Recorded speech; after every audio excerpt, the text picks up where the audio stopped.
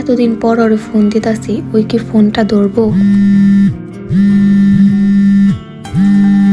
এই তো রিং হইতাছে। হঠাৎ কইরা এতদিন পর আমার এক্স কল দিল, কি মনে কইরা? হ্যালো। হ্যালো, কেমন আছো তুমি? সেইটা জানার তোমার কোনো দরকার নেই। কোথায় আছো এখন তুমি? তোমার চিন্তা ভাবনা থেকে অনেক দূরে আছি আমি। প্লিজ আমাকে মাফ করে দাও, আমি তোমাকে ভালোবেসে অন্য কাউকে বিয়ে করে ফেলছি। মাফ? সেটা তো কবেই কইরা দিছি।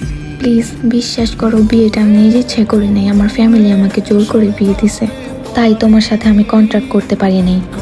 প্লিজ আমার সাথে একবার দেখা করো, আমি তোমার সাথে একবার দেখা করতে চাই। দেখা কইরা আর কি করবা? যেহেতু তোমার সাথে আমার আর কোনো সম্পর্কই নাই, এখন তো তোমার বিয়ে হয়েছে, তুমি তোমার সংসার নিয়েই ব্যস্ত থাকো, আমাকে আর কল দিও না। কি হইলো, তুমি কি আর আমাকে একটাবার সুযোগও দিবা না? সুযোগ আমি তোমাকে অনেকবার দিছি, কিন্তু তুমি আমাকে বারবার ধোকা দিছো, এই আমাকে বারবার কষ্ট দিছো। I am sorry. সব কিছুর সমাধান সরি দিয়ে হয় না।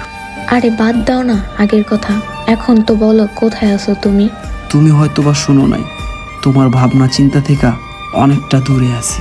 তোমার কণ্ঠটা এমন লাগতেছে কেন? তুমি কি কান্না করতেছো? না, তেমন কিছু না। যাই হোক, যার জন্য আমাকে ছাড়ছিলা তাকে নিয়ে সুখে থাকো, আমাকে আর কল দিও না।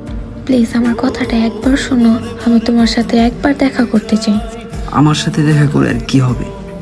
ঠিক আছে, তুমি খুশি থাকো, তুমি তোমার সংসার জীবন নিয়ে, আর আজকের পর থেকে কোনোদিনও আর আমাকে কল দিবা না, রাখো।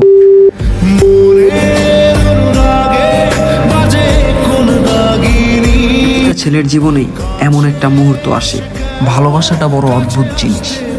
আমরা যাকে পেতে চাই সে আমাদেরকে পেতে চায় না, আবার আমাদেরকে যারা পেতে চায় আমরা আবার তাদেরকে পেতে চাই না।